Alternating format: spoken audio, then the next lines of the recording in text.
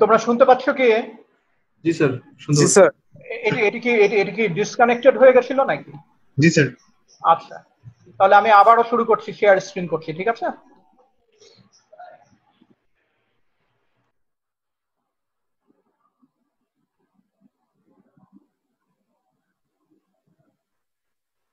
এগুলোই হলো যন্ত্রণা আর কি। সরি, মুশকিল, একটু ধৈর্য ধরো।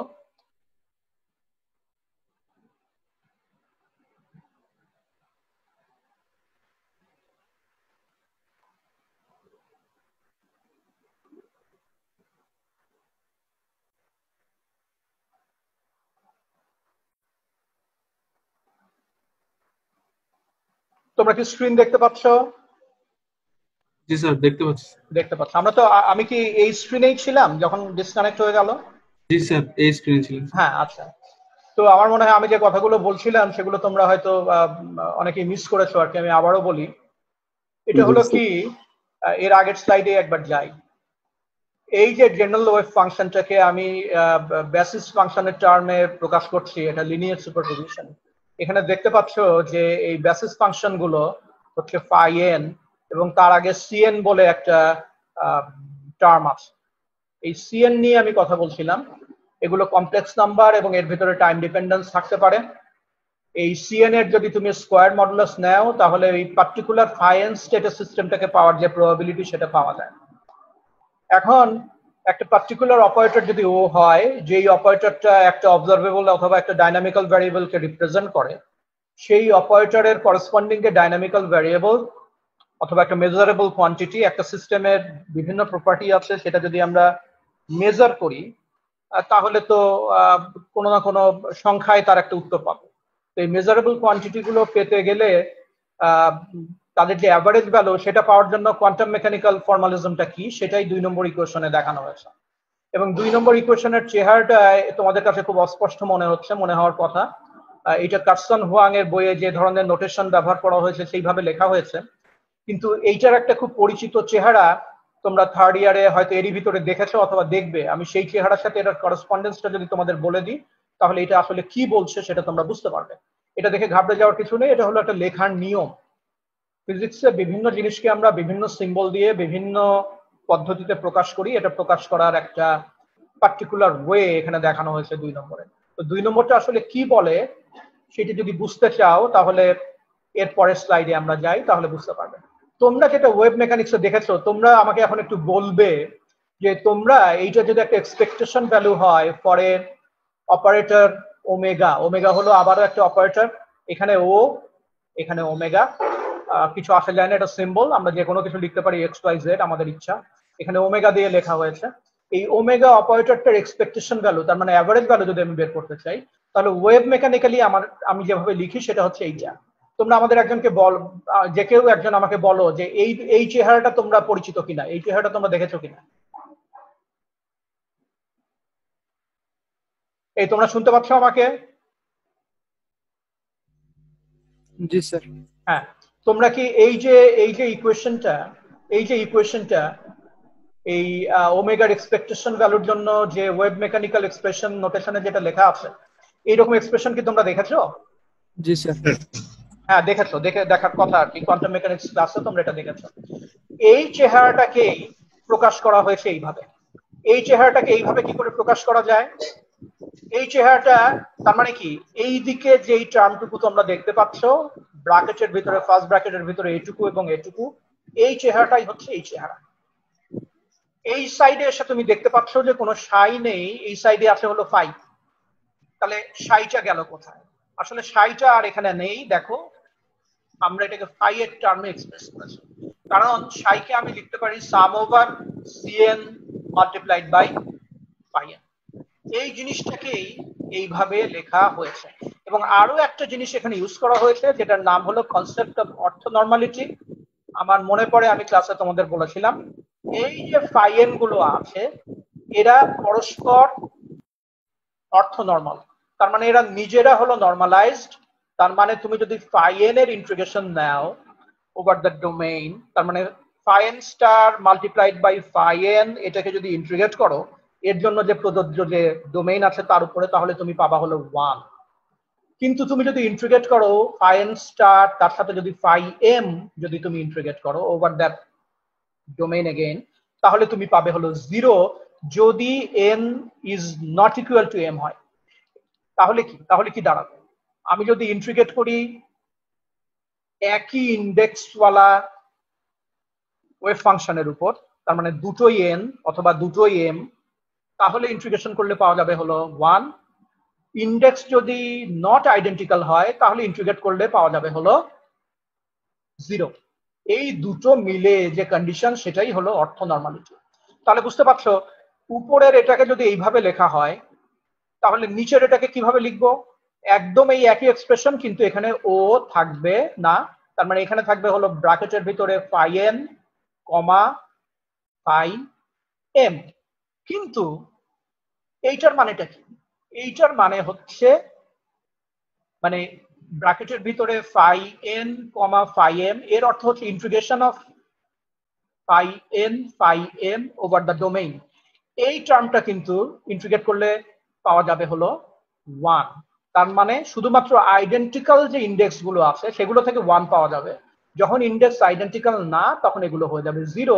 কাজে এইখানে আর নিচে আর আলাদা করে ব্র্যাকেটের ভিতরে n, m লেখার প্রয়োজন নেই, কারণ ওই টার্মটা থেকে যেটা পাওয়া যায় সেটা হলো সিম্পলি 1।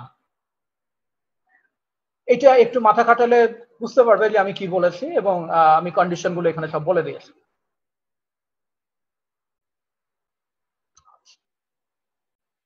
এখন এর আগে যে 2 নম্বর এক্সপ্রেশনটা ছিল সেইটাকে আমরা এখানে একটু মডিফাই করেছি। মডিফাই করার কারণটা কি? মডিফাই করার কারণ হচ্ছে যে আমরা ম্যাথমেটিক্যাল এক্সপ্রেশন যেটা 2 নম্বরে লিখেছিলাম সেটা একটা পার্টিকুলার ডাইনামিক্যাল ভ্যারিয়েবলের এক্সপেকটেশন ভ্যালুর জন্য এক্সপ্রেশন, এবং এই এক্সপ্রেশনটা একটা পার্টিকুলার ইনস্ট্যান্টে এভালুয়েট করা হয়েছে। তার মানে কোনো একটা নির্দিষ্ট সময়ে একটা ডাইনামিক্যাল ভ্যারিয়েবলের যে অ্যাভারেজ ভ্যালু, যেটাকে আমরা এক্সপেকটেশন ভ্যালু বলি, সেই অ্যাভারেজ ভ্যালুটা কত সেইটা বের করার জন্য আমরা এর আগের এক্সপ্রেশনটা দেখিয়েছি 2 নম্বরে যেটা ছিল। কিন্তু কার্সন হুয়াং এর বইটা সুন্দর করে বলা আছে যে তুমি যখন ডাইনামিক্যাল ভ্যারিয়েবলের এক্সপেকটেশন ভ্যালু বের করো তখন আসলে তুমি কি বের করো? প্র্যাকটিক্যালি তুমি যেটা বের করো সেটা হলো ওই ডাইনামিক্যাল ভ্যারিয়েবলটা মেজার করলে গড়পড়টা কত মান পাওয়া যাবে। এক্সপেরিমেন্টালি তুমি যদি মেজার করো তাহলে গড়পড়টা মানটা কত পাওয়া যাবে। তো এখানে একটা মজার জিনিস হলো যে যত রিয়েল সিস্টেম আছে এর রিয়েল সিস্টেম গুলোতে তুমি যেই মেজারমেন্টই চালাও না কেন সেই মেজারমেন্ট কখনো ইনস্ট্যান্টানাস না। তার মানে তাৎক্ষণিক কোনো একটা ডাইনামিক্যাল ভ্যারিয়েবলের কি ভ্যালু বা তার গড় ভ্যালু কি হবে এটা বের করার কোনো উপায় নাই। তার কারণ সমস্ত ধরনের প্র্যাকটিক্যাল মেজারমেন্ট ইট টেকস টাইম, সময় লাগে যে কোনো কিছু মেজার করতে। জ্বর মাপতে গেলে 1 মিনিট 1.5 মিনিট থার্মোমিটার জিহ্বার তলায় অথবা বগলে রাখতে হয়। তুমি যখন একটা গ্যালভানোমিটার লাগাও অ্যামিটার বা ভোল্টমিটার হিসাবে একটা সার্কিটে, এইটার রিডিংটা রেকর্ড করতেই একটা সময় লাগে। এটা সমস্ত ধরনের মেজারমেন্টের জন্য প্রযোজ্য যে তাৎক্ষণিক কোনো কিছু মাপা যায় না, মাপতে গেলে কিছুটা সময় ব্যয় করতে হয়। তাহলে মাপতে গেলে যে কিছুটা সময় ব্যয় করতে হয়, তাহলে যে অ্যাভারেজ ভ্যালু তুমি যেটা পাও সেটা কি কোনো একটা পার্টিকুলার সময়ের জন্য অ্যাভারেজ ভ্যালু, নাকি এইটা মাপতে যতটুকু সময় লাগে ততটুকু সময়ের উপরে অ্যাভারেজ ভ্যালু? ইনফ্যাক্ট দ্বিতীয়টা হলো ঠিক, যে যতটুকু সময় লাগে তোমার মাপতে, তোমার মেজারমেন্ট করতে যেটুকু সময় লাগে, এটা যে কোনো ইনস্ট্রুমেন্টের জন্য সত্য, ফাইনাইট টাইম লাগে, সেই ফাইনাইট টাইমের উপরেই অ্যাভারেজ সেই ভ্যালুটা তুমি পাও, কোনো একটা পার্টিকুলার মুহূর্তের ভ্যালু না। ওই যেটুকু সময় তুমি ব্যয় করেছো রেকর্ড করতে, একটা পয়েন্টারের একটা পয়েন্ট থেকে আরেকটা পয়েন্টে রেকর্ড দিতে, অথবা একটা ডিজিটাল ডিসপ্লেতে একটা সংখ্যা উঠতে সময় লাগে, যে সময়টুকু লাগে সেই সময়ের ভিতরকার অ্যাভারেজ ভ্যালুটা তুমি আসলে মেজার করো। সেই অ্যাভারেজটাকে আমাদের আসলে তাহলে উচিত এই বার দিয়ে প্রকাশ করা। এখানে দেখো বার দিয়ে প্রকাশ করা হয়েছে, এই বার মানে হলো টাইম অ্যাভারেজ। তাহলে প্রকৃতপক্ষে কোনো একটা অবজারভেবল অথবা একটা ডাইনামিক্যাল ভ্যারিয়েবলের জন্য যে অ্যাভারেজ ভ্যালু, সেটার জন্য এক্সপ্রেশনটা হওয়া উচিত হলো ইকুয়েশন নাম্বার 3, যেখানে বার দিয়ে অ্যাভারেজ বোঝানো হয়েছে। ঠিক আছে? আচ্ছা, তাহলে এক্সপ্রেশনটা চেহারা কেমন হয়? তাহলে এক্সপ্রেশনের চেহারাটা হয় এরকম। খেয়াল করো যে এইখানে যে ওয়েভ ফাংশন গুলো আছে, ওয়েভ ফাংশন গুলো সহ যে টার্মগুলো আছে তার উপরে কোনো বার দেওয়া হয়নি। আমরা বার দিয়েছি শুধুমাত্র এই যে কোএফিসিয়েন্ট গুলো আছে সিএন সিএম সেগুলোর উপর। কেন আমরা এখানে বার দিইনি এবং কি বলে এখানে আমরা বার দিইনি কিন্তু এখানে বার দিয়েছি, এর উত্তরটা হচ্ছে দেখো আমি এর আগের স্লাইড গুলোর একটাতে বলেছিলাম যে টাইম ডিপেন্ডেন্স যদি কিছু থাকে সেই টাইম ডিপেন্ডেন্স আছে হলো এই কোএফিসিয়েন্ট গুলোর ভিতরে। কাজে টাইম ডিপেন্ডেন্ট বিহেভিয়ারটা তুমি যদি বের করতে চাও তাহলে বারটা তোমার দিতে হবে এর উপরে। ওয়েভ ফাংশনের টাইম ডিপেন্ডেন্স নেই, টাইম ডিপেন্ডেন্স আসে হলো এই কোএফিসিয়েন্ট গুলোর উপরে। এই যে basis wave function phi n এবং ফাই এম এগুলো স্টেশনারি স্টেটের জন্য ওয়েভ ফাংশন। তোমরা হয়তো কোয়ান্টাম মেকানিক্স ক্লাসে স্টেশনারি স্টেট কাকে বলে সেই সব বোধহয় তোমাদের আলোচনা হতে পারে, না হলে তোমরা ওগুলো কোয়ান্টাম মেকানিক্স ক্লাসে শিখবে। এখানে কতগুলো কথা আছে, এখানে একটা প্রশ্ন তোমাদের জন্য এরকম দেখবে যে কোনো কোনো স্লাইডের নিচে আমি এরকম লাল কালি দিয়ে প্রশ্ন রেখেছি, এই প্রশ্নগুলো তোমাদের জন্য। এগুলো নিয়ে তোমরা চিন্তা ভাবনা করবে এবং তোমরা উত্তর বের করার চেষ্টা করবে। আমি তোমাদের কাছ থেকে উত্তর শুনতে চাইবো এবং তোমরা না পারলে আমি তখন তোমাদের সাথে আলোচনা করে তোমাদের বুঝিয়ে দেওয়ার চেষ্টা করবো যে এটা কেমন এসছে। দেখো এখানে বলা হয়েছে যে এই যে টার্মটা, এই টার্মটার উপরে বার দেয়া যা বার না দেওয়া তাই। কেন কেন বার দিয়ে আমি টাইম অ্যাভারেজ বোঝাচ্ছি। আমি বলছি আবার যে আমি for the sake of completeness আমি সুন্দর করে লেখার জন্য এর উপরে যেহেতু বার দিয়েছি নিচেও বার দিয়েছি। তারপরে এই যে ছোট্ট প্যারাগ্রাফটা এখানে বলছি যে এখানে বার দিলেও যে রেজাল্ট পাওয়া যাবে বার না দিলেও সেই একই রেজাল্ট পাওয়া যাবে।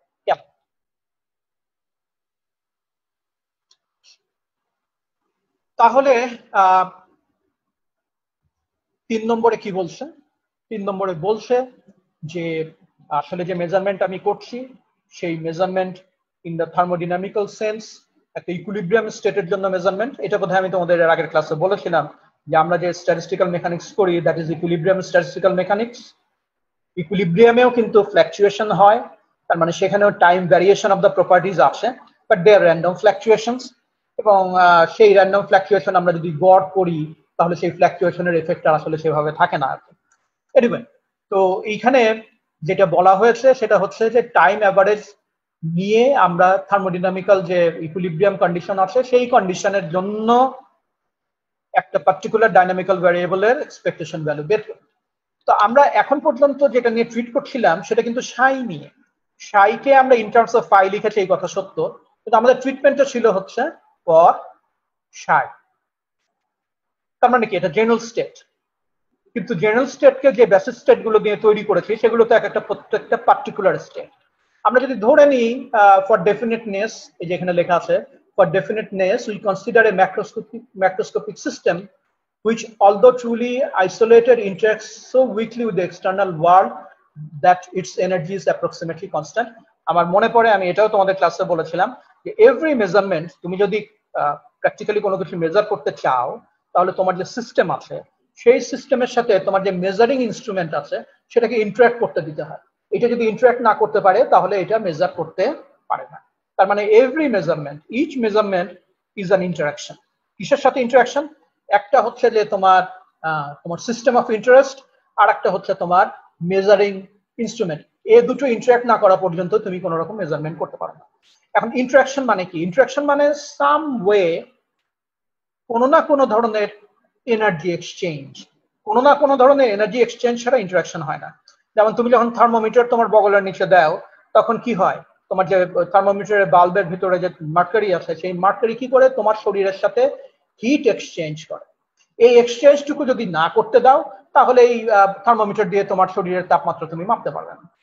তাহলে কথাটা কি? কথাটা হচ্ছে যে whatever you measure you have to allow some energy exchange between your system and the measuring instrument. ভালো মেজারমেন্টের অর্থ হচ্ছে যে এই এনার্জি এক্সচেঞ্জটা কত কম করা যায়। তার মানে মেজারমেন্টের আগে একটা সিস্টেম যদি এনএট এনার্জি স্টেটে থাকে, আমরা এমন ভাবে মেজার করতে চাই না যে মেজারমেন্ট করতে গেলে এমন ভাবে এনার্জি এক্সচেঞ্জ হচ্ছে যে সে আর আগের স্টেটে নাই। সে যদি আগের স্টেটে না থাকে তাহলে তো আমার মেজারমেন্ট আমি কি করলাম সেটারই আর কোনো মানে থাকবে না। তাহলে কি আমরা উইক মেজারমেন্টের কথা বলবো, যে আমরা উইকলি মেজার করছি। কোন স্টেটের জন্য মেজার করছি? যে স্টেটের নাম হচ্ছে ফাই এন। ফাই এন এর আমি ধরো এনার্জি আমি মেজার করতে চাই, তো ফাই এন এর এনার্জি যদি আমি মেজার করতে চাই তাহলে কোন ধরনের অপারেটরের আমার সাহায্য নিতে হবে? আমার হ্যামিল্টনিয়ান অপারেটরের সাহায্য নিতে হবে। তার কারণ তোমরা জানো হ্যামিল্টনিয়ান হচ্ছে সেই অপারেটর যেটা একটা ডাইনামিক্যাল ভ্যারিয়েবলকে রিপ্রেজেন্ট করে, এবং ডাইনামিক্যাল ভ্যারিয়েবলটা কি, সেটা আর কিছুই না, সেটা হলো total energy of the system. তাহলে তুমি যদি ফাই এন যে স্টেট আছে তার উপরে যদি হ্যামিল্টনিয়ান দিয়ে অপারেট করো, তাহলে নিশ্চয়ই তুমি এনার্জি আইগেন ভ্যালু পাবে। সেই এনার্জি আইগেন ভ্যালু হলো ইএন। এই এনার্জি আইগেন ভ্যালু ইএন তুমি পাবে যদি ইন্টারঅ্যাকশনের ফলে ইএন এর এত বেশি পরিবর্তন না হয়ে যায় যে সিস্টেমটা ফাই এন থেকে অন্য স্টেটে না চলে যায়। যতক্ষণ সিস্টেমটা ফাই এন স্টেটে আছে এবং যতক্ষণ তুমি খুব উইকলি এনার্জি মেজার করছো, তার মানে সেই এনার্জিকে খুব বেশি পরিবর্তন না করে এনার্জি মেজার করছো, ততক্ষণ পর্যন্ত তুমি হ্যামিল্টনিয়ান দিয়ে যদি অপারেট করো তাহলে সিস্টেমটাকে ইএন এনার্জি স্টেটেই পাবা। কথাটা বোঝার চেষ্টা করো। এই ঘটনায় যদি ঘটে তাহলে কি হলো, তাহলে একটা খুব মজার জিনিস, আমাদের postulate of quantum statistical mechanics চলে আসে। এ পর্যন্ত আমি যা কিছু বলেছি, এ পর্যন্ত আমি কি বলেছি সেটা একবার স্মরণ করো। এ পর্যন্ত আমি বলেছি যে কোয়ান্টাম মেকানিক্সে একটা পার্টিকুলার অবজারভেবলের যদি আমি গড় ভ্যালু নিতে চাই তাহলে এক্সপ্রেশনটা কিভাবে লিখি, সেটা হলো 2 নম্বর ইকুয়েশন। তারপরে আমি বলেছি যে 2 নম্বর ইকুয়েশন আমাকে বলছে এটা একটা পার্টিকুলার ইনস্ট্যান্টের ভ্যালু, কিন্তু আসলে পার্টিকুলার ইনস্ট্যান্টের ভ্যালু পাওয়া যায় না। যেটা পাওয়া যায় সেটা হলো মেজারমেন্টের জন্য যে সময়টুকু লাগে সেই সময়ের জন্য অ্যাভারেজ করে একটা পার্টিকুলার ভ্যালু। তারপরে আমি বলেছি তুমি যখনই মেজার করতে যাবে তখনই তোমার সিস্টেমের সাথে মেজারিং ইনস্ট্রুমেন্টের ইন্টারঅ্যাক্ট করতে দিতে হবে, এবং এই ইন্টারাকশন ততক্ষণই অর্থবহ যতক্ষণ ইন্টারঅ্যাক্ট করার জন্য যে এনার্জি এক্সচেঞ্জটুকু হয় সেটার পরিমাণ খুব ছোট। খুব ছোট এই জন্য হতে হয় যেন যে স্টেটে তুমি মেজারমেন্ট করছো, মেজারমেন্ট করতে গিয়ে সিস্টেমটাকে অন্য কোনো স্টেটে তুমি ঠেলে না নিয়ে যাও। তুমি যদি খুব বেশি এনার্জি এক্সচেঞ্জ করে ফেলো তাহলে কিন্তু সিস্টেমটা অন্য এনার্জি স্টেটে চলে যাবে। এই সমস্ত কথা বলে আমরা একটা ডেফিনিট স্টেটের কথা কনসিডার করলাম, সেটা হলো ফাই এন, যে স্টেটের জন্য এনার্জি আইগেন ভ্যালু হচ্ছে ইএন। তাই যদি হয় এবং আমি যদি উইক মেজারমেন্ট করি তাহলে হ্যামিল্টনিয়ান ওয়েভ স্টেটের উপরে যদি অপারেট করে তাহলে আমাকে দেবে ইএন এনার্জি এবং ওই বেসিস স্টেট ফাই এন, যেটার নাম হলো আইগেন ভ্যালু ইকুয়েশন, যেটা আমরা 4 নম্বর ইকুয়েশনে দেখেছি। এই পর্যন্ত করার পরে আমি কি কি কথা বলতে পারি? এই পর্যন্ত করার পরে আমরা যে কথাগুলো বলতে পারি সেই কথাগুলো এখানে সামারাইজ করা হয়েছে। ধরা যাক তুমি মেজার করেছো এবং মেজারমেন্টের ফলে এনার্জি ভ্যারিয়েশন যেটা হয়েছে সেটা খুব কম, এই ডেল্টা রেঞ্জের ভিতরে। তাই যদি হয় তাহলে তুমি সিএন কমা সিএন এর অর্থ হলো sum over C N star multiplied by C N. আবার বলি, এটার মানেটা কি? এটার মানে হলো একটা সামেশন চিহ্ন, যে সামেশনটা হচ্ছে এন এর উপরে, এইখানে আসে হলো সিএন স্টার, তার সাথে আসে হলো সিএন। এখন তোমরা আমাকে বলো CN star multiplied by CN মানে কি? CN star multiplied by CN হচ্ছে সিএন এর অ্যাবসলিউট স্কয়ার। যদি এটা ইএন এনার্জি স্টেটেই থাকে, যেটা উইক মেজারমেন্টের ক্ষেত্রে ঘটবে, তাহলে এই যে কোফিশিয়েন্ট গুলোর অ্যাবসলিউট স্কয়ার সেটা কত হবে? সেটা 1 হতে হবে, কারণ সেটা ওই স্টেটেই আছে এবং ওই স্টেটে তাকে পাওয়ার সম্ভাবনা 100 ভাগ। সেই কথাটা হচ্ছে এখানে বলা হয়েছে। এটাই হলো পস্টুলেট অফ ইকুয়াল অ্যাপ্রায়োরি প্রবাবিলিটি। তার মানে একটা পার্টিকুলার স্টেটে যদি সিস্টেম থাকে, পার্টিকুলার স্টেটে যে আছে সেটা কি থেকে আমি বলছি? ওই পার্টিকুলার স্টেটের জন্য যে রিলেভেন্ট এনার্জি, সেই এনার্জি নিয়ে আসে। এই এনার্জি নিয়ে যদি থাকে তাহলে সেই এনার্জি নিয়ে থাকলে এই যে কোফিশিয়েন্ট গুলো আছে এদের অ্যাবসলিউট স্কয়ার মিলে তার ভ্যালু হবে হচ্ছে 1। যদি অন্য কোন স্টেটে চলে যায়, যেটা কিনা এখানে বলা হয়েছে আদারওয়াইজ, অন্য কোন স্টেটে চলে যাচ্ছে, এই উপরের শর্ত আর পালিত হচ্ছে না। যদি অন্য কোন স্টেটে চলে যায় তাহলে ডেফিনেটলি এই কোএফিসিয়েন্ট গুলো নিয়ে অ্যাবসলিউট স্কয়ার বানালে পাওয়া যাবে 0, কারণ কোনো অবস্থাতেই ওই সিস্টেমটা আর এনথ স্টেটে নাই, অন্য স্টেটে চলে গেছে। এন স্টেটে তাকে তুমি যতই খোঁজো না কেন তাকে তুমি পাবে না। এটা হলো পস্টুলেট অফ ইকুয়াল অ্যাপ্রায়োরি প্রবাবিলিটি। এটা শুধুমাত্র এনার্জি থেকেই বলে দেওয়া যায় যে এই পার্টিকুলার স্টেটে থাকার এর প্রবাবিলিটি 1 কিনা নাকি 0। এরপরে যেটা আসে সেটা হলো পস্টুলেট অফ র্যান্ডম ফেজ। এটা অসম্ভব ইম্পর্টেন্ট একটা পস্টুলেট, এবং এইটা একটু স্লাইডে বোঝানো তোমাদের জন্য, তোমাদেরকে বোঝানো আমার জন্য একটু কঠিন হবে। এটা ব্ল্যাকবোর্ড হলে ভালো হতো। এনিওয়ে, এটা আমি যখনই সুযোগ হবে এটা আমি ফার্দার ডিসকাস করব। এর মানেটা কি? এর মানেটা তোমাদের একটু বুঝতে হবে। এর মানে হলো আমরা এইখানে যে সামেশনটা নিয়েছি সেই সামেশনের মধ্যে মিক্সড টার্ম গুলো আছে, শুধুমাত্র মিক্সড টার্ম গুলো আছে, আইডেন্টিক্যাল টার্ম কিন্তু নেই। আইডেন্টিক্যাল টার্ম যে নাই সেটা এই জায়গায় বুঝিয়ে দেওয়া হয়েছে, কারণ এখানে কোনো টার্ম আমি নেব না যেখানে n is equal to m। এখানে সবসময় এগুলো আসবে চেহারা এরকম নিয়ে যে cn star multiplied by cm, যেখানে n এবং m সমান না। এদের যদি তুমি সামেশন নাও তাহলে তুমি অনেক টার্ম পাবে যেখানে সবসময় প্রথমটার যে ইন্ডেক্স, যেটাকে আমরা cn বলছি, n বলছি, সেই ইন্ডেক্সের সাথে দ্বিতীয়টার ইন্ডেক্স মিলবে না। এই ইন্ডেক্স গুলো সব আলাদা আলাদা ইন্ডেক্স, এবং এর প্রত্যেকটা হলো complex time dependent function. cn ও complex time dependent function, cm ও কমপ্লেক্স টাইম ডিপেন্ডেন্ট ফাংশন। আমি যদি এদের সামেশন নিই তাহলে এই সামেশন গুলোর ভিতরে যেহেতু টাইম ডিপেন্ডেন্ট ফ্যাক্টর আছে এবং কমপ্লেক্স, এদের এক একটা করে কমপ্লেক্স ফেজ আছে। এইটা তোমরা আবার একটু মাথার ভেতর নেওয়ার চেষ্টা করো। প্রত্যেকটা complex number e to the power i delta আকারে প্রকাশ করা যায়। E to the power i delta, এর মধ্যে একটা সাইন কম্পোনেন্ট থাকে, একটা কোসাইন কম্পোনেন্ট থাকে, এর মধ্যে একটা রিয়েল কম্পোনেন্ট থাকে, একটা কমপ্লেক্স কম্পোনেন্ট থাকে। এই কারণেই সমস্ত কমপ্লেক্স নাম্বারকে e to the power i delta হিসাবে প্রকাশ করা যায়। এখন ইনফ্যাক্ট আরো ভালো করে বলতে হবে যে সমস্ত কমপ্লেক্স নাম্বারকে এ, যেখানে এ একটা constant, E to the power i delta হিসাবে প্রকাশ করা যায়। তাহলে একটা টার্ম থাকে এ কোসাইন ডেল্টা, আর একটা টার্ম থাকে হচ্ছে এ সাইন ডেল্টা। এর একটা থাকে রিয়েল পার্ট আর একটা থাকে হলো ইমাজিনারি পার্ট। তো এরকম যদি হয় তাহলে এই ডেল্টাটার নাম হচ্ছে ফেজ অ্যাঙ্গেল।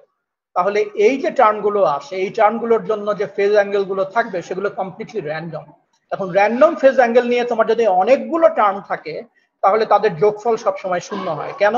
কারণ র্যান্ডম ফেজ নিয়ে যে টার্মগুলো থাকে তার মধ্যে কোথাও পজিটিভ কন্ট্রিবিউশন থাকে, কোথাও নেগেটিভ কন্ট্রিবিউশন থাকে, একটা আর একটা কে কোনো না কোনো ভাবে ক্যান্সেল করতে থাকে, এবং অনেকগুলো টার্ম নিয়ে আমি যখন সামেশন করব তার ফলাফল 0 হয়। কিন্তু যখন আইডেন্টিক্যাল টার্ম থাকে তখন মজাটা কি হয়?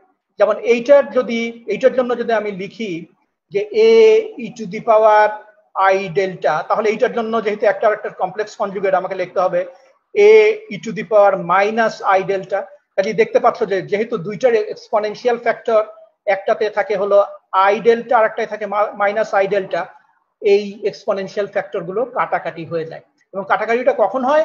যখন এগুলো আইডেন্টিক্যাল টার্ম হয়। নন আইডেন্টিক্যাল টার্ম হলে কিন্তু এইটার জন্য যে ডেল্টা, এইটার জন্য সেই ডেল্টা না।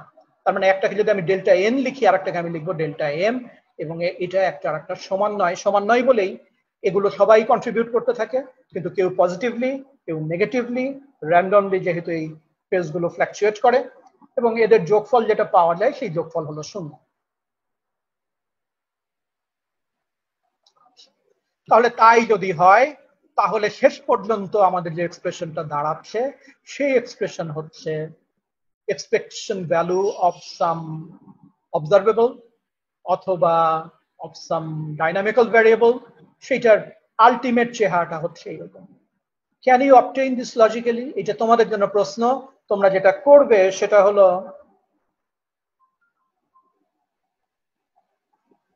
এই চেহারাটা 3 নম্বর ইকুয়েশনের যে চেহারা, 3 নম্বর ইকুয়েশনের যে চেহারা, সেটাই আমরা যখন এই দুটো পস্টুলেট ব্যবহার করব, এই দুটো পস্টুলেটই কিন্তু বলে রাখি postulate of quantum statistical mechanics. এই দুটো পস্টুলেটের সমতুল্য পস্টুলেট ক্লাসিক্যাল স্ট্যাটিস্টিক্যাল মেকানিক্সে নেই, সেই জন্য এরা হলো postulate of quantum statistical mechanics.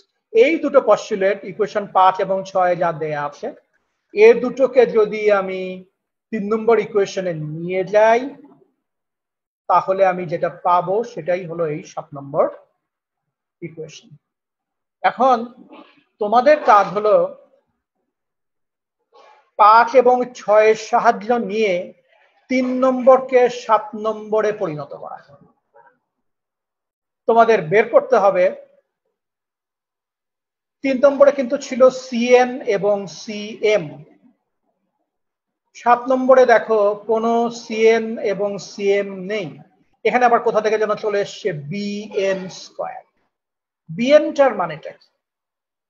এবং এই যে বিএন স্কয়ারের টার্মে যে আমি লিখেছি, আমি কি করে লিখলাম? With the help of 5 and 6। এইটা তোমাদেরকে আমি বলবো চেষ্টা করতে, যে কি যুক্তি, কিভাবে এখানে আসলাম সেইটা নিয়ে চিন্তা ভাবনা। তো আমি আশা করবো তোমরা সবাই চেষ্টা করবে, এবং ওইটা চেষ্টাটা তোমরা করবে। আর না বুঝতে পারলে তো ইনশাল্লাহ আমি সবসময় আসি, যতদিন আসি ডেফিনেটলি আমি সবকিছু তোমাদের বুঝিয়ে দেবো। But I want to see যে তোমরা নিজেরা, ইউ গাইজ আর ট্রাইং। হ্যাঁ, এই চেষ্টা করাটা খুব বেশি জরুরি। তো আজকে আমরা কি করলাম আমি আরেকবার একটু সামারাইজ করি। আজকে আমরা যে কাজটা আসলে করেছি সেই কাজটা হচ্ছে আর কিছুই না, আমরা কোন একটা পার্টিকুলার ডাইনামিক্যাল ভ্যারিয়েবলের জন্য কোয়ান্টাম স্ট্যাটিস্টিক্যাল মেকানিক্স ব্যবহার করে কিভাবে এক্সপেকটেশন ভ্যালু অথবা অ্যাভারেজ ভ্যালু বের করতে হয় সেটা শিখছি। সেইটা শিখতে যে আমরা দুটো পস্টুলেট নিয়ে এসেছি। একটা হলো postulate of equal a priori probability. In fact এই পস্টুলেটটা কিন্তু ক্লাসিক্যাল স্ট্যাটিস্টিক্যাল মেকানিক্সেও আছে, কিন্তু সেখানে state vector, basis function, C N, C M এগুলো নিয়ে কোন রকমের কথাবার্তা নেই। তোমরা শুনতে পাচ্ছ আমাকে? জি স্যার। আচ্ছা, সেখানে এই ধরনের কোনো কথাবার্তা নেই। এখানে যে তোমার সিএন, সিএম এসছে, অথবা এনার্জি আইগেন ভ্যালুর কথা এসছে, উইক মেজারমেন্টের কথা এসছে, টাইম অ্যাভারেজের কথা এসছে, এগুলো সবই ইউনিকলি কোয়ান্টাম মেকানিক্যাল কনসেপ্ট। সেই জন্যই যে দুটো পস্টুলেট 5 এবং 6 দেখানো হয়েছে এগুলোই পস্টুলেটস অফ কোয়ান্টাম স্ট্যাটিস্টিক্যাল মেকানিক্স। তো যেটা বলছিলাম, তোমরা 7 নম্বর নিজেরা প্রতিপাদন করার চেষ্টা করবে, and I will help you. এখন এই যে পস্টুলেট গুলো ছিল, এর মধ্যে particularly postulate of random phase কি বলে সেটা সম্পর্কে কিছু কথাবার্তা এখানে আছে। এই কথাবার্তাগুলো তোমরা পড়বে এবং বোঝার চেষ্টা করবে। আমি খুবই পছন্দ করি এখানে যে কথাগুলো আছে, এগুলো ব্যাখ্যার দাবি রাখে। আমি নেক্সট ক্লাসে কিছুটা সময় হয়তো এগুলোর পিছনে আমি ব্যয় করব। এখানে প্রথম যে পস্টুলেট, দ্বিতীয় যে পস্টুলেট র্যান্ডম ফেজ, এইটা নিয়ে প্রথমে যে সেন্টেন্সটা আছে এটা একটা অসাধারণ সেন্টেন্স, এবং শুধু এই সেন্টেন্সের জন্যই তোমার হুয়াং এর যে ট্রিটমেন্ট, এটা অসম্ভব ভালো ট্রিটমেন্ট। এখানে বলছে the postulate of random phases implies that the state of a system in equilibrium may be regarded as an incoherent superposition of eigenstates. দারুণ কথা এটা। এই কথাটার মানে কি, এটা নিয়ে আমি চাইবো যে তোমরা চিন্তা ভাবনা করবে। তারপরে এখানে এই পস্টুলেট গুলো নিয়ে কিছু কথাবার্তা গুলো আছে। এই পস্টুলেট গুলোর আসলে কোনো রিগার্ডাস ডেরিভেশন হয় না, এটা মাথার মধ্যে রাখতে হবে। তার মানে হচ্ছে যে ফর্মালি এই পস্টুলেট গুলোকে কি বলে ডেরাইভ করা যায় না, এবং ডেরাইভ করা যায় না বলেই কিন্তু এগুলো পস্টুলেট। তার মানে যে খুব সুন্দর করে অঙ্ক করে তুমি পস্টুলেটে চলে আসবা, ব্যাপারটা তা না। পস্টুলেট হচ্ছে কাইন্ড অফ স্টার্টিং পয়েন্ট, যার শুরু কোথায় এটা বলা মুশকিল। বরং আমরা বলি যে পস্টুলেট থেকেই সবকিছুর শুরু। ঠিক আছে, এই কথাগুলো এখানে একটু সুন্দর করে বলা আছে। তো আমার মনে হয় এটাই আজকের জন্য শেষ স্লাইড। না, এটাই শেষ স্লাইড। আমি if I am not wrong, যে হ্যাঁ, এখানে আমি যেটা বললাম সেটাই বলা আছে যে পস্টুলেট গুলোকে তোমরা রিগার্ড করবে কিভাবে, ফেনোমেনোলজিক্যাল স্টেটমেন্টস। তার মানে কি, এই পস্টুলেট গুলো ব্যবহার করে আমরা দেখি যে হ্যাঁ, খুব সুন্দর কোয়ান্টাম স্ট্যাটিস্টিক্যাল মেকানিক্স কাজ করছে, এবং এই পস্টুলেট গুলো ছাড়া কাজ করছে না। তাহলে এর পরিচয়টা কি? ওই যে বলে যে বৃক্ষের পরিচয় হচ্ছে তার ফলে, পস্টুলেটের পরিচয় হচ্ছে যে এটা কি ফল দেয়। পস্টুলেট গুলো যেহেতু একদম সুন্দর ফলাফল দেয়, কাজে এই পস্টুলেট গুলোকে আমরা গ্রহণ করছি।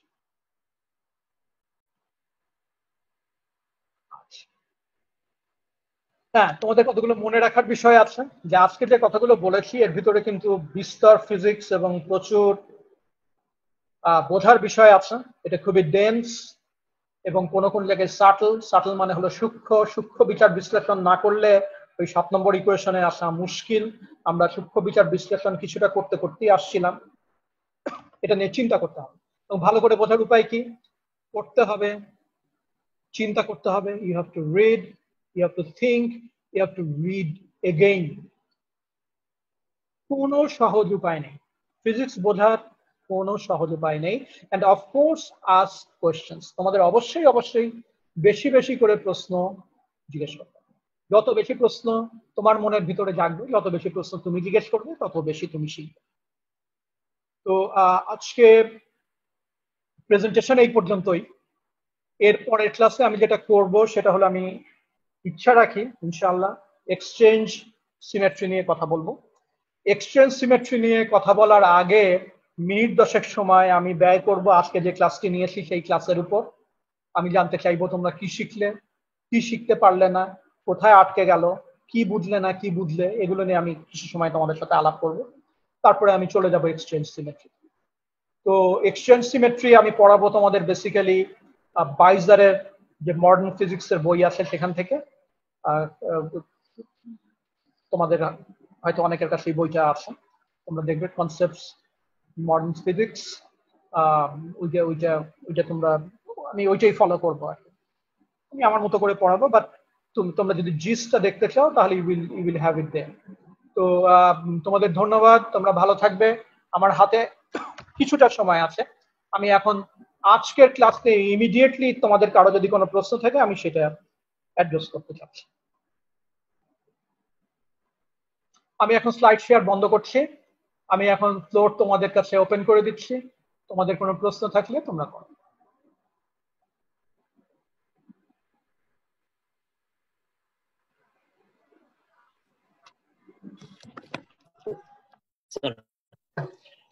হ্যাঁ, কে প্রশ্ন করবে সে তার নামটা বলবে, আমাকে নামটা বলে প্রশ্ন করো। না প্রশ্ন নাই? স্যার রুকনুজ্জামান আর কি। কে?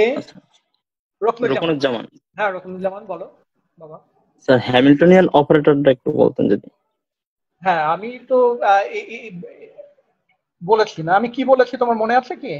আমি বলেছি যে ডাইনামিক্যাল ভেরিয়েবল। হ্যাঁ, তুমি যখন কোয়ান্টাম মেকানিক্স করবে তখন যত রকমের ডাইনামিক্যাল ভ্যারিয়েবল আছে, এখন তোমাকে আবার এটাও বুঝতে হবে যে ডাইনামিক্যাল ভ্যারিয়েবল কাকে বলে। ডাইনামিক্যাল ভ্যারিয়েবল হচ্ছে যে ফিজিক্সে আমরা যে সিস্টেমগুলো নিয়ে কাজ করি সেই সিস্টেমগুলোর সাথে রিলেভেন্ট যে মেজারেবল প্যারামিটার গুলো আছে। মেজারেবল কথাটা কিন্তু আমি বারবার বলি এবং এটি ইম্পর্টেন্ট। তুমি যদি একটা গ্যাস সিস্টেম নিয়ে কাজ করো তাহলে সেই গ্যাস সিস্টেমে তুমি যদি ইন্ডিভিজুয়াল পার্টিকেল গুলোর কথা চিন্তা করো, তাদের কাইনেটিক এনার্জি আছে, এটা মেজারেবল। এদের মোমেন্টাম আছে, এটা মেজারেবল। এদের বিভিন্ন পজিশন আছে, এটা মেজারেবল। এদের অ্যাঙ্গুলার মোমেন্টাম আছে, এটা মেজারেবল। ইনফ্যাক্ট এদের প্রেসার, টেম্পারেচার, ভলিউম এগুলো আছে, এগুলো মেজারেবল। তাহলে যে জিনিসগুলো মেজার করা যায় এবং বিভিন্ন কন্ডিশনে যে জিনিসগুলোর বিভিন্ন পরিবর্তন হয় সেগুলোকেই আমরা বলি ডাইনামিক্যাল ভ্যারিয়েবল। এবং কোয়ান্টাম মেকানিক্সের সমস্ত ডাইনামিক্যাল ভ্যারিয়েবলের যে প্রেজেন্টেশন সেটা হলো in terms of Hermitian operator. তাহলে হ্যামিল্টনিয়ান ক্লাসিক্যালি কি? হ্যামিল্টনিয়ান ক্লাসিক্যালি হচ্ছে একটা সিস্টেমের টোটাল এনার্জি। কোয়ান্টাম মেকানিক্সে এই হ্যামিল্টনিয়ান হচ্ছে একটা অপারেটর, যেই অপারেটর কোন মেজারেবল কোয়ান্টিটিকে রিপ্রেজেন্ট করে, অথবা কোন ডাইনামিক্যাল ভ্যারিয়েবলকে রিপ্রেজেন্ট করে, অথবা কোন অবজারভেবলকে রিপ্রেজেন্ট করে, সেটা হলো total energy of the system. বুঝতে পেরেছো? রুকনুজ্জামান কি বুঝেছো? জি স্যার, মোটামুটি স্যার। হ্যাঁ ঠিক আছে। আর কেউ?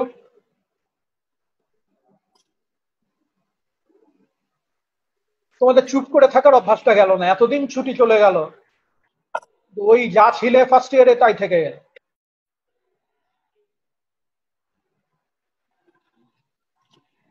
বলো দেখি এক্সপেকটেশন ভ্যালু কি জিনিস? আমি জিজ্ঞেস করি, তোমরা যেহেতু জিজ্ঞেস করবে না, কে বলবে? স্যার আমি শুভ স্যার। এক্সপেকটেশনের ভ্যালু হচ্ছে স্যার ওটা এভারেজ ভ্যালুটা। এক্স্যাক্টলি। তুমি যদি ওই ডাইনামিক্যাল ভ্যারিয়েবলটাকে বারবার মাপো। জি স্যার। বারবার কিসের উপরে মাপবে? তোমাদের আমি ক্লাসে বলেছিলাম তোমাকে এনসেম্বল তৈরি করে নিতে হবে। এনসেম্বল মানে ওই পার্টিকুলার স্টেটটার বিভিন্ন সময়কার চেহারা, ঠিক আছে? সেই বিভিন্ন সময়কার যে চেহারা, সেই চেহারার উপরে যদি তুমি বারবার একটা পার্টিকুলার ভ্যালুকে মাপতে থাকো। তার মানে একটা পার্টিকুলার ম্যাক্রো স্টেটে তোমার সিস্টেমটা আছে, আমি মোমেন্টাম মাপলাম, ওই ম্যাক্রো স্টেটই থাকলো কিন্তু মাইক্রো স্টেট একটু আলাদা। তার মানে কি এনসেম্বলের আরেকটা কম্পোনেন্ট, আমি সেই কম্পোনেন্টের উপরে আবার মোমেন্টাম মাপলাম, তারপরে আরেকটা কম্পোনেন্টের উপরে আবার মানে আরেকটা চেহারার উপরে আবার মোমেন্টাম মাপলাম।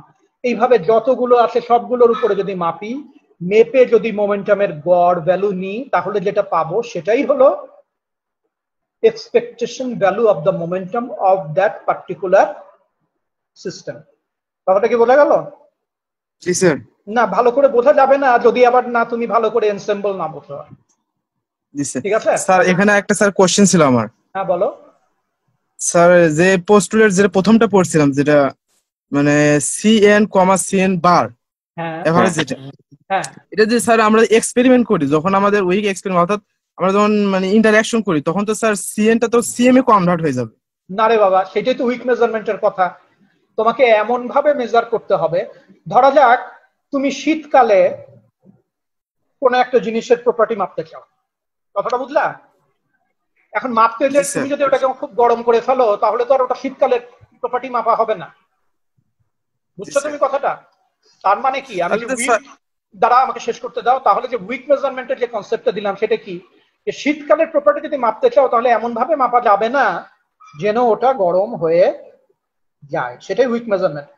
তার মানে কি, ইন্টারাকশনের ফলে যে ভ্যারিয়েশন হবে ডেল্টা, সেটাকে খুবই কম রাখতে হবে যেন তুমি এনএচ স্টেট থেকে এমএচ স্টেটে অন্য কোনো স্টেটে না চলে যাও।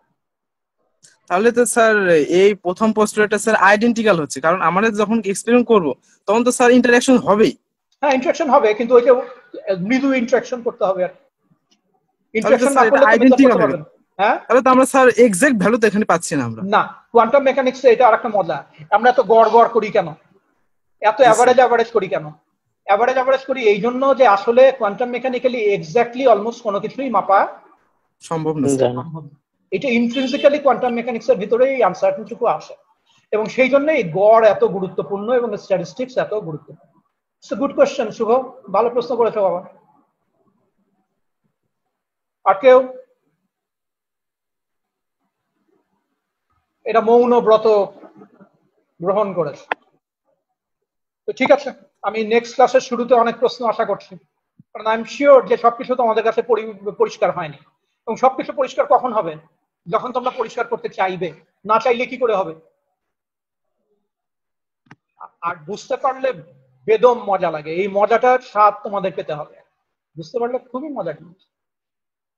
এনিওয়ে, আমি আজকের রেকর্ডিংটা দিয়ে দেব। এখন মধ্যে আবার কেটে গেছিল, কিভাবে রেকর্ডিং হয়েছে আই এম নট শিওর। শেষের দিকে তো বোধহয় কোনো ইন্টারাপশন হয়নি।